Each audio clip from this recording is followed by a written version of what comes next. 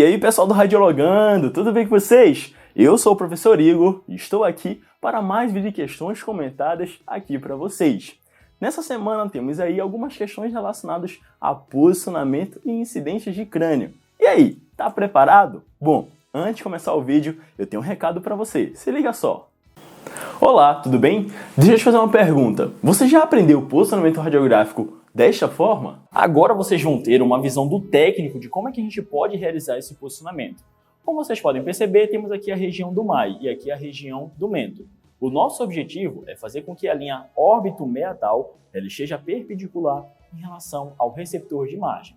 Então, mais uma vez, vamos pedir para o paciente realizar uma leve flexão, a fim que a gente deixe aqui a linha órbito-meatal perpendicular em relação ao receptor de imagem. E aí, gostou? Pois acabamos de lançar o curso completo de posicionamento de crânio e face, que vai ficar disponível até o dia 6/11 com valor promocional. Bom, se eu fosse você, eu corria e já garantia a minha vaga e não perdia essa grande oportunidade. Para você saber mais, é só você clicar no primeiro link que está na descrição. Bom, recado dado, sem mais delongas, vamos para o vídeo?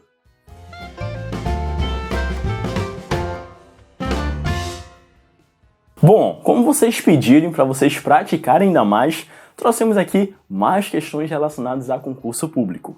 E a primeira questão, ela diz o seguinte: de acordo com a anatomia esquelética do crânio e face, todos os ossos articulam-se entre si. Entretanto, há apenas um osso móvel. Este osso é: letra A, o maxilar, letra B, o osso nasal, letra C, a mandíbula ou letra D, palato duro.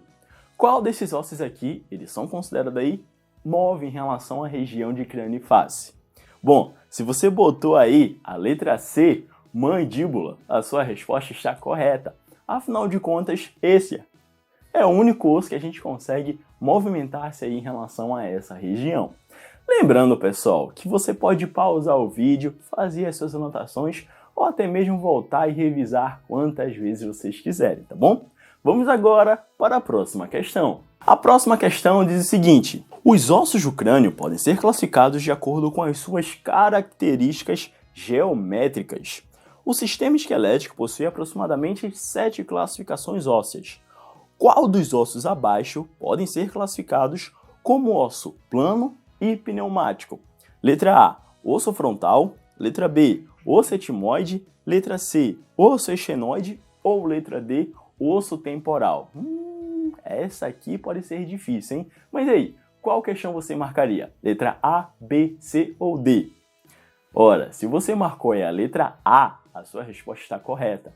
Afinal de contas, o osso frontal ele é considerado plano ou laminar, a depender do seu ponto de visualização, e também como um osso pneumático. Afinal de contas, temos aí o seio frontal, tá bom? O osso etimoidal, bem como o osso esfenoide aí, ele é um osso pneumático, mas ele não é um osso plano, bem como aí o osso temporal, tá certo? Então a resposta correta é a letra A, o osso frontal.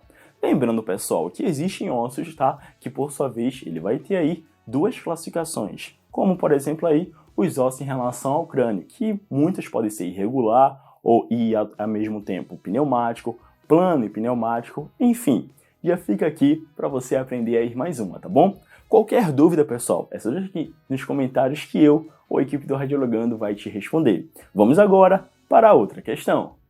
Terceira questão.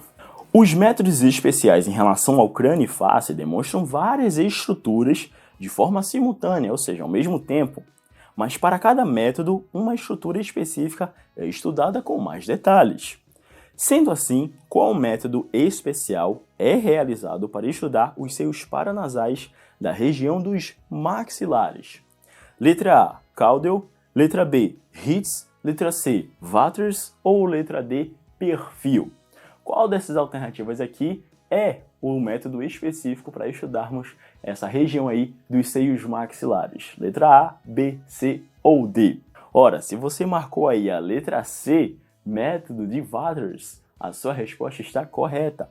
Afinal de contas, esse método, também conhecido na prática como mentonaso, é um dos métodos e a incidência realizada para estudarmos esta região. E aí, gostou? Bom, eu espero que sim. Lembrando, pessoal, que o curso completo de posicionamento de crânio e face está disponível até o dia 6/11 com valor promocional, hein? Se eu fosse vocês, eu não perdia essa chance. O primeiro link aqui, ó, tá na descrição.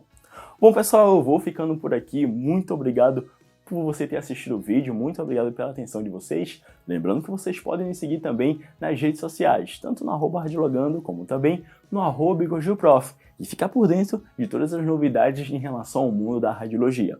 Eu encontro com você no próximo vídeo, na próxima live, nos próximos stories, ou quem sabe aí lá no Instagram. Eu vou ficando por aqui e eu te encontro logo. Até mais. Valeu!